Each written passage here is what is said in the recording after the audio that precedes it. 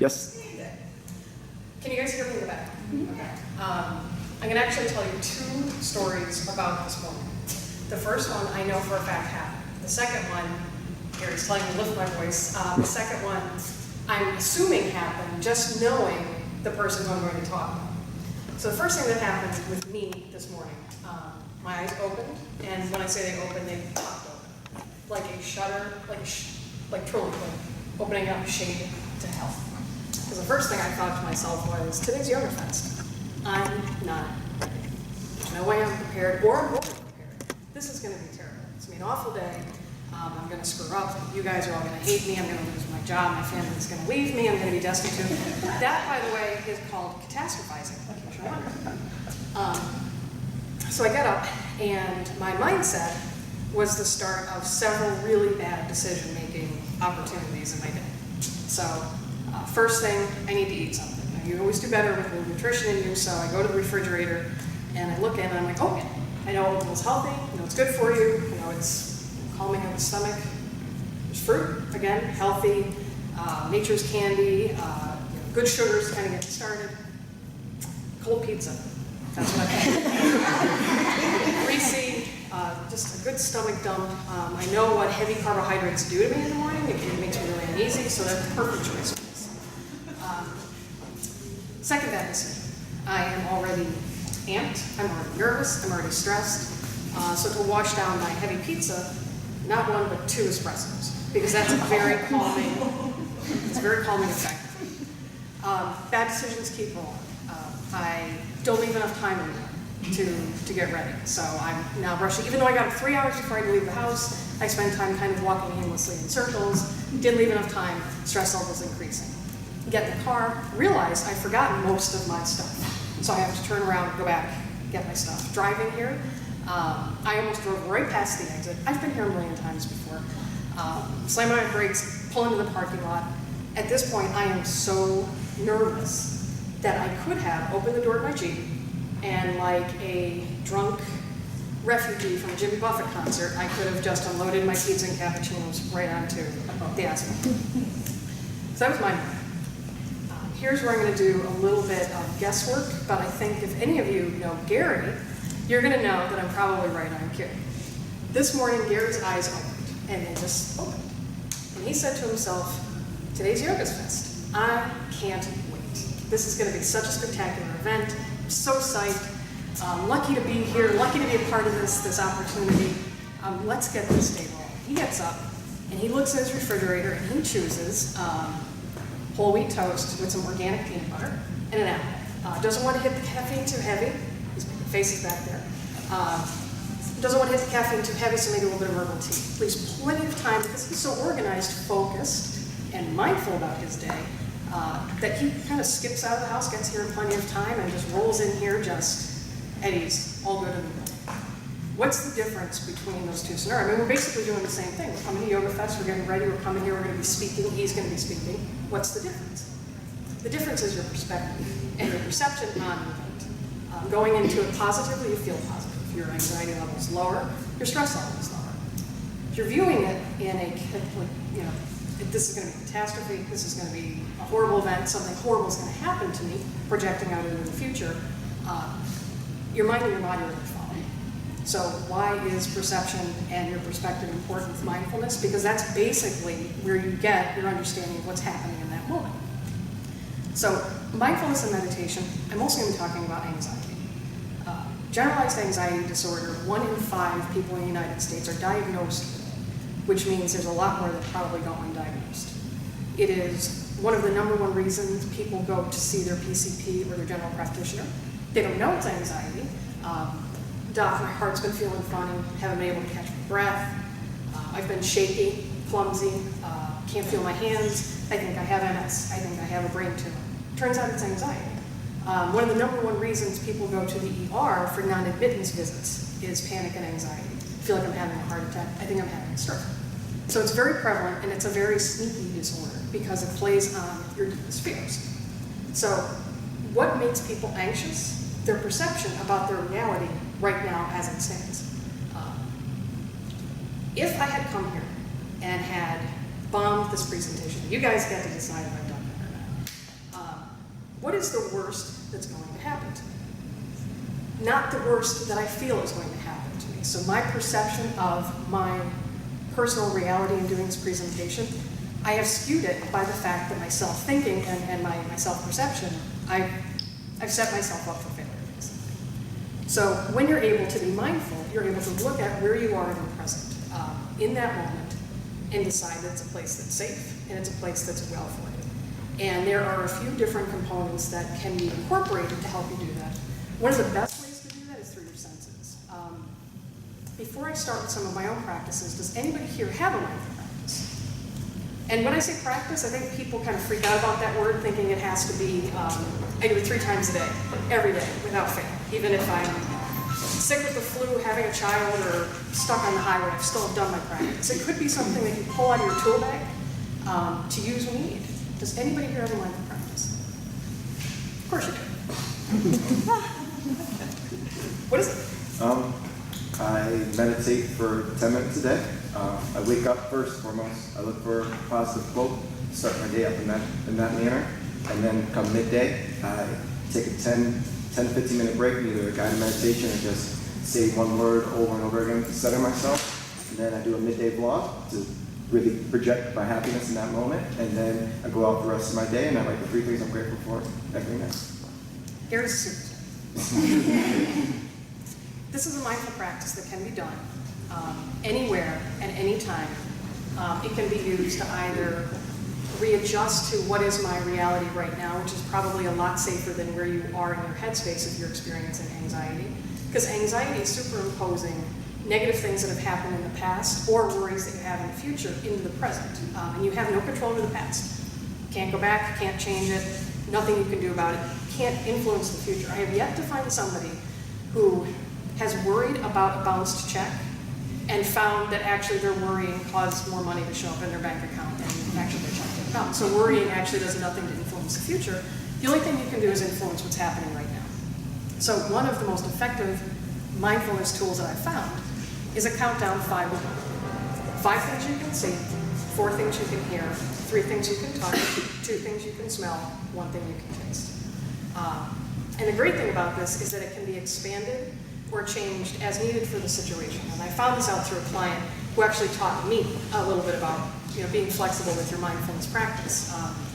We were working with mindfulness activities, and he decided to practice it while he was mowing the lawn. So he comes back in the next week, and I said, how'd it go? And he said, well, the 5 I could see was fantastic. I could already feel my anxiety dropping, and I'm not worrying about what I have to do later in the day. I'm not stressing about mistakes I did yesterday. Then I got to the 4 things I can hear. I said, well, what's the problem? He's like, Sarah, when you're mowing the lawn, you can only hear one thing. It's the lawn.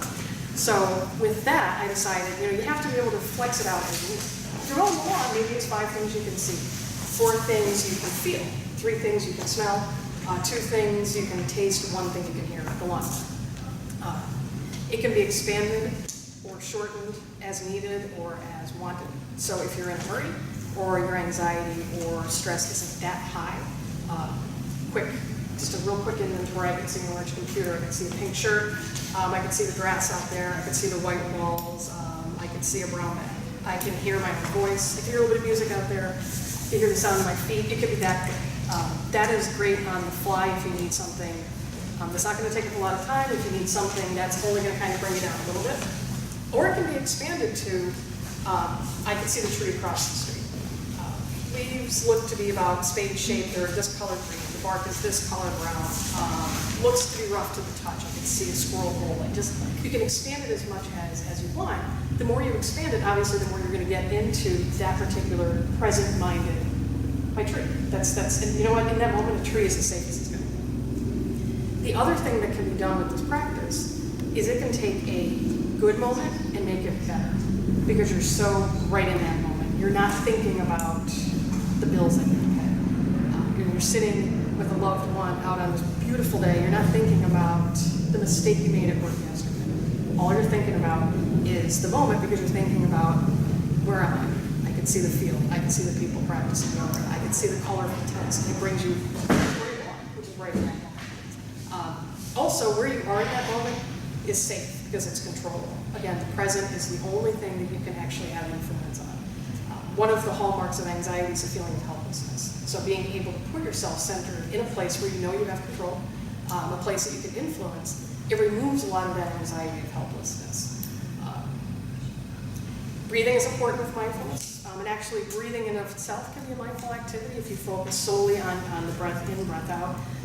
Sometimes focusing right on your upper lip as you breathe in and out through your nose is a great focal point for mindfulness. Everything just goes right to that focal point. There was a book that was published in the 1970s, and I'll confess the name it escapes me at the moment, where a gentleman went through maintaining his motorcycle, and he actually turned it into a Zen activity by making every component of the motorcycle his world. So he took a lot. And this is something you can do when you're cooking with ingredients, as you're painting with your paints, with your brushes, as you're sculpting with your materials, whatever your creative outlet is. He took a look at it, and the first thing he did was look at it in all different light. He examined the shape, he examined the color, how it reflects, it's convex, how do things reflect in that. And I think he says, like, I looked in it, made my nose look really big, just because of the way that it looks. Really got into it. Sound. He skipped it across the floor. He skipped it across the table. He dropped it on the dirt. He hit it with his ball peen hammer and listened. Does it vibrate? Does it make noise? It actually does. Feel. Chrome feels kind of greasy. So he really got into what's the temperature, what's the texture, the weight. Got his finger into the treads. He describes following his fingers around the tread as though it was like a journey in and of itself. So his whole mind was just focused on that. What does it smell like? Chrome has a smell. And if it's been on his bike, it has the smell of the road. It has the smell of the grass. It has the smell of the dirt. Taste. Yes, he actually put his lug nut in his mouth to see what it tasted. By the time he was finished with this activity, he reported that he reached a level, just on the lug nut alone, of peace and of feeling safe that he had never achieved before. And that was just the starter, because he did it throughout his entire life. Mindfulness, because it takes you to really where you're supposed to be. It alleviates so much anxiety and so much stress. Also, it's a great practice if you've experienced trauma. Trauma is the heightened sense of bringing the events of the past, your fears of the future, to a place where you're actually re-experiencing them. I'm attacked in a parking garage in Houston in winter 5 years ago. Why am I so nervous walking into a parking garage in Scranton, Pennsylvania today in the summer? Different state, different city, different location, different time of day. Because my memory has locked that in, and I'm actually bringing the past up with me. I'm not centered on the present. If I were to look at the present, I'd be able to say to myself, I'm safe and well. So mindfulness and meditation works really well if you've experienced events in your life that have been a traumatic event in your life. Mindfulness shows to increase your focus. Hence, if I had been more mindful and less anxious today, I probably would have remembered my notes really, really quickly. If I had been more mindful, I would have made better decisions. It's been empirically shown that decision-making is made much better when you are in a mindful mindset. So I probably would have chosen the oatmeal, and I probably would have foregone the cappuccinos. Mindfulness, it actually increases your satisfaction in relationships, because you're not at work when you're with your loved one. You're not back reliving the argument that you had with your parents when you're sitting there with your friend. You're actually connected with them in a way that you cannot achieve unless you're mindful. Increases intimacy with your partners for exactly that same reason, because you're focused mind, body, and soul on truly that moment. The health benefits of mindful have been proven in empirical studies. People who practice mindfulness regularly show reduced blood pressure, better immune system, their heart rate, their heart function, their liver function, their kidney function, their brain functioning actually all works much, much better when you're in a mindful place. And another aspect of mindfulness is working with the brain. And one of the things that I've been encouraging people to try occasionally is to work with binaural beats. Has anybody heard of that? Binaural beats? What have you heard about that as far as use in mindfulness and meditation? It's just that the different beats, I do a lot in megahertz. Okay. And depending on the megahertz, it's either calming, stimulating, deep sleep. Okay. What binaural beats can do is, depending on what frequency you're at or where you are in the sound wave, it can either bring you up to a beta, which is real active, engaged in your environment. So that's where you're at now, right? You should be in beta. Alpha is the start of meditative and kind of deeper thinking, deeper consciousness. This is where you might be if you are listening to music, starting your meditative practices, starting your yoga practices. Theta is much deeper meditation, going into light sleep. This is where altered state of consciousness can happen. It's also where you get your really good deep sleep, your REM sleep. Delta, if any of you are in Delta right now, you'd be sleeping, basically, it sounds like. There's a fifth that we're not sure exactly what it does. Gamma.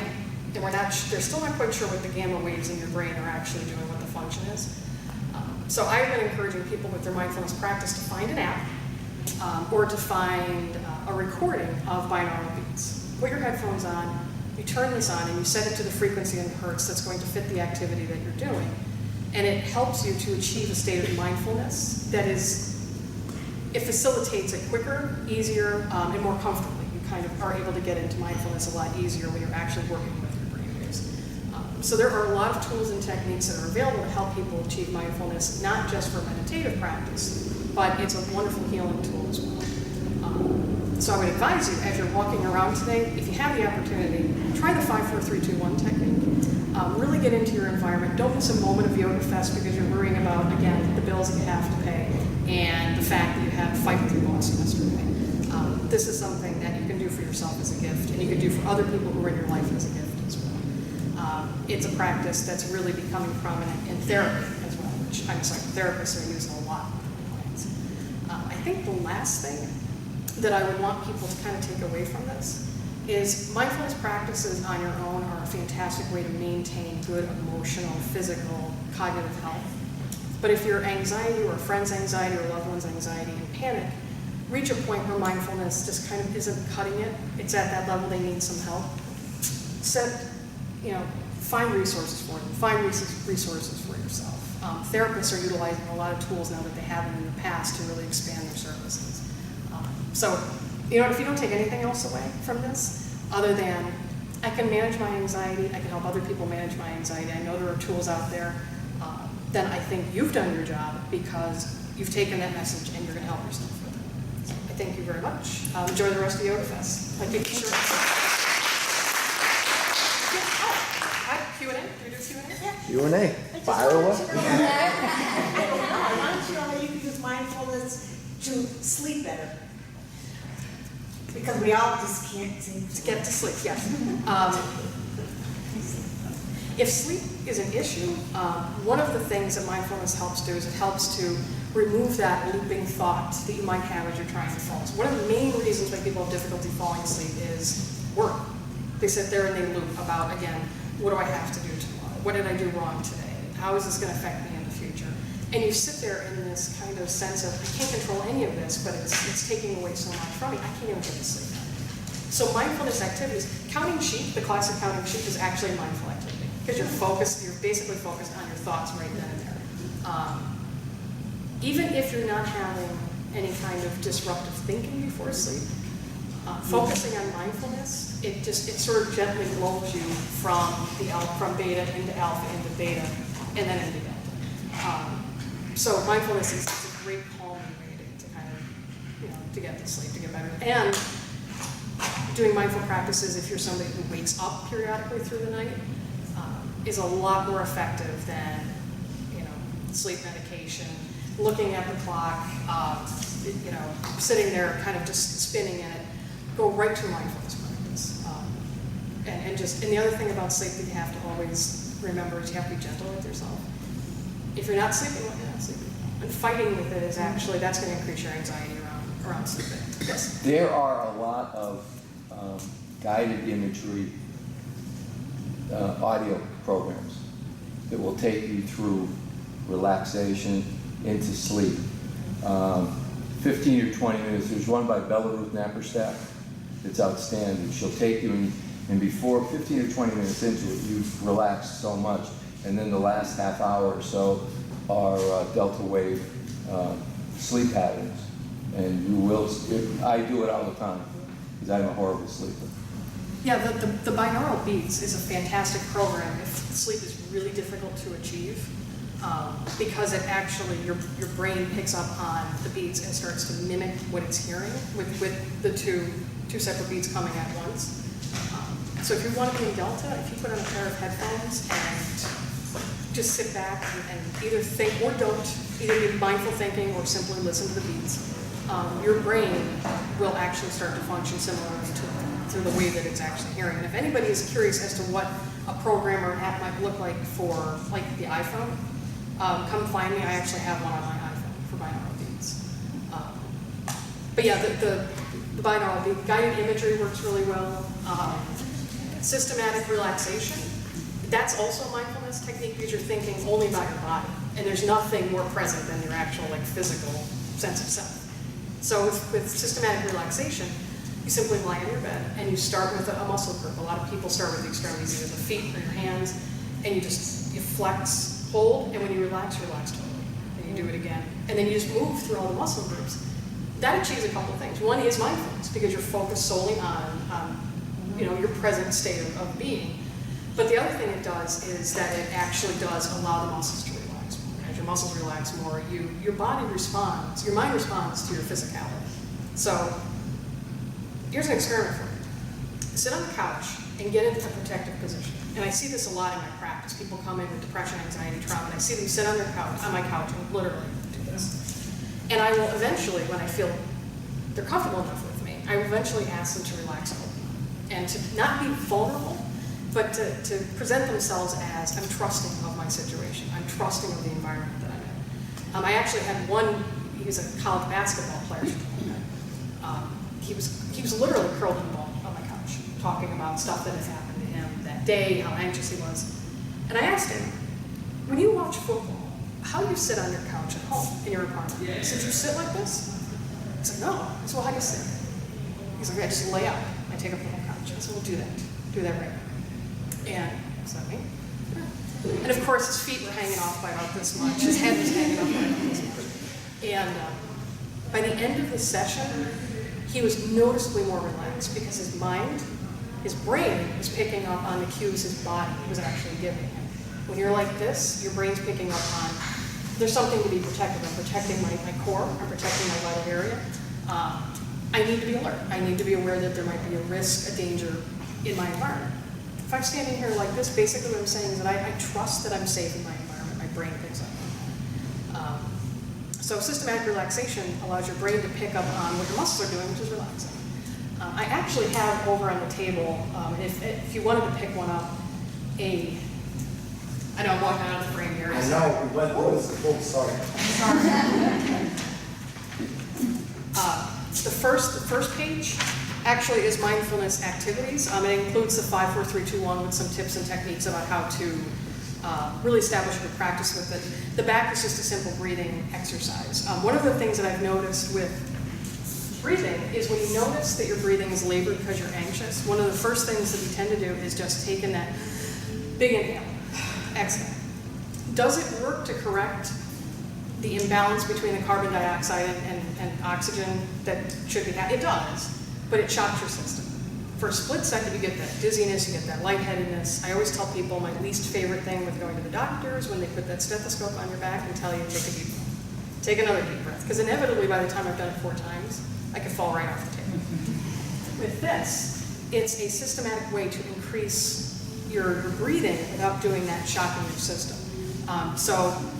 With breathing, it's always important to find your pattern, because my lung capacity can be different than your lung capacity. If I tell you to take a breath, a 5 count in, by the end of it, you might be like, I can't do it. So with this exercise, you start out, for example, inhale for 3, hold for 4, exhale for 5. You always exhale a beat longer than you had actually inhaled. You get the last of that carbon dioxide up and out of your lungs. And you do that 5 times. And then you move to inhale for 4, hold for 5, exhale for 6. So you're actually slowly starting to increase the lung capacity. You're starting to slowly correct that carbon dioxide oxygen mix that should be in your blood. And then you do that for 5 times. And then finally you move up to inhale for 5, hold for 6, exhale for 7. So at that point, You're able to take good deep breaths, good relaxed breaths without shocking your system, without feeling like your rib cage is going to break as you take that sudden jolting, big deep breath. So on this sheet, there's a mindfulness exercise in the front. There's some breathing techniques in the back. I'm trying to think, what else for sleep? Mindfulness is good. Systematic relaxation, imagery. Any kind of guided imagery you can do, even in your head. Find that place that's, when I do an anxiety scale with my clients, you start at a 0. And your 0 should be literally, I call it the toes in the sand, corona in hand moment, where there's no anxiety, there's no stress, there's no concern, you're just, and when I do this with my clients, this is the one point in the scale I get really, really detailed, because we also use that as their safe place to go. And as much of your senses as you can incorporate with that memory. I remember that day at Yoga Fest. It was a Saturday, it was about 72 degrees, slightly overcast, beautiful day. I was on my mat by the pool. I could smell the water. I could smell the trees. I can see the other people around me. I can hear gentle laughter. I can hear the music. I can hear the teacher's voice. The more you can make that into a real experience, the more it's actually going to feel like you're reliving something that's really, really positive and relaxing. But sleep we're actually becoming chronically more and more sleep deprived, particularly in the United States. It's a combination of stress. It's a combination of the phones. Everybody's on, you can't break away from what's going on in the larger world around you, whether it's somebody calling you for work, whether it's news flashes coming on your phone. So it's really hard to get to that present moment place that doesn't include a bombing in Kosovo. It doesn't include a text from your brother saying that he's been kicked out of his apartment and needs a place to live. So there's a lot of things that are interrupting our flow of sleep that's making us a lot more chronically sleep. So yeah, sleep. I'm actually glad you brought that up, because sleep is one of the things that if you're not getting good sleep, it's hard to be healthy. So, should you go to bed at the same time every night and all that stuff? And they tell you that. Good sleep hygiene is important, but it's also important not to stress if you have a day you can't have good sleep hygiene. Because the more you stress that, the more you do the clock watching, the less you're going to sleep.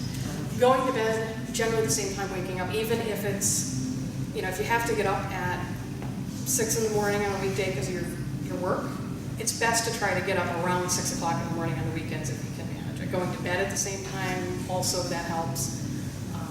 Bedrooms, the old adage is bedrooms should only be used for 2 things: sleep and sex. That's it. So if you have work that you bring home, keep it in the dining room. If you're going to be having a stressful conversation with your mother or with a friend, don't do it in the bedroom.